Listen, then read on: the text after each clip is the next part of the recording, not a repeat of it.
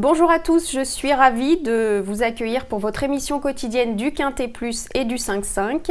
Pour m'accompagner aujourd'hui, j'ai le plaisir d'accueillir Benjamin Nisol du journal Le Favori. Bonjour Benjamin. Bonjour Lucie, bonjour à tous. Comment ça va? Vous êtes prêts? Ouais, prêt pour un quintet sur la grande piste. Très bien. En effet, ce vendredi soir à Vincennes, c'est un quintet sur la grande piste, sur les 2850 mètres. Le prix Aletheia.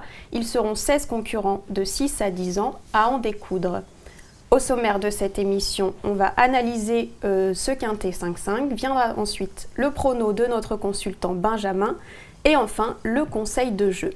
Mais tout de suite, place aux infos et aux bonnes infos avec Benjamin.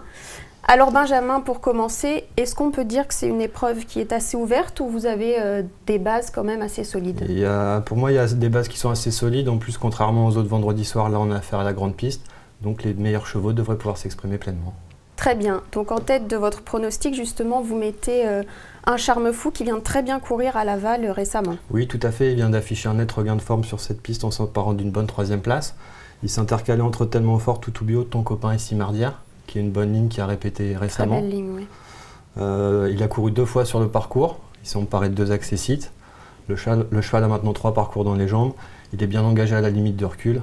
C'est l'entraînement de Franck Leblanc. Je pense qu'on peut compter avec lui pour la victoire. Oui, tout à fait. Et c'est la première fois qu'il est associé à Mathieu Mottier. Est-ce que ça vous inquiète? Pas plus que ça. En plus, Mathieu Mottier est en pleine bourre à l'heure actuelle. Tout ce qui touche se transforme en or. Donc, je vois pas ce qui l'empêcherait de fournir une bonne prestation ce vendredi soir. D'accord, très bien. Derrière, vous placez un concurrent qui s'élancera du second poteau, Soumoulou. Donc, en effet, le cheval vient d'effectuer une rentrée sur l'herbe de Tours. Il rendait 50 mètres ce jour-là, ce qui n'est jamais évident. Il s'est montré courageux. Là, c'est une 2e course de rentrée. Franck Nivard se met à son sulky. Il défère des 4 pieds. Certes, il rend 25 mètres, mais on peut compter sur lui. En plus, visiblement, il affiche une forme resplendissante au travail. Donc, Et Franck Nivard, je crois, a déclaré aussi qu'il était très confiant pour cette épreuve. Tout à fait. Donc maintenant, il n'y a plus qu'à...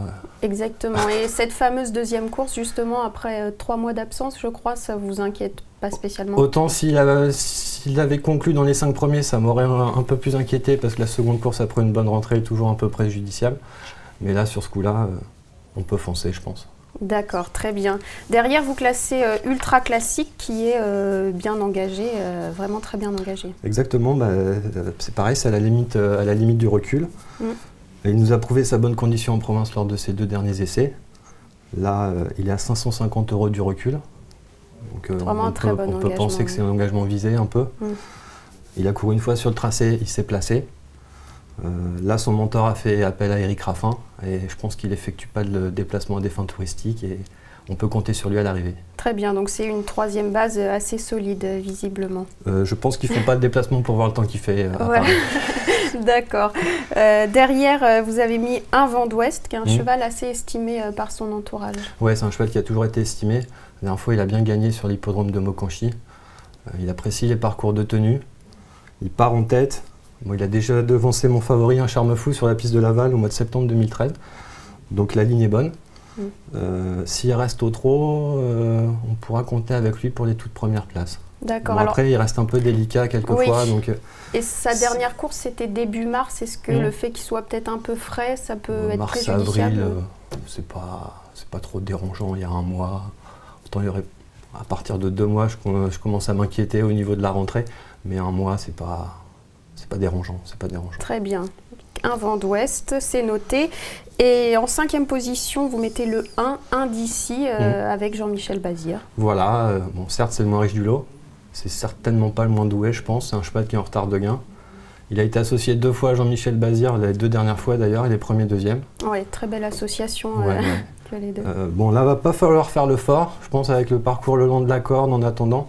C'est un 4-5e possible, voire mieux. Après, si on peut être placé, on peut tout aussi bien gagner. Oui, le tracé peut-être, je crois qu'il n'a pas une très bonne réussite sur ce parcours. Mais bon. Non, mais Jean-Michel Bazir sera là pour faire de son mieux et l'emmener au poteau. Très bien.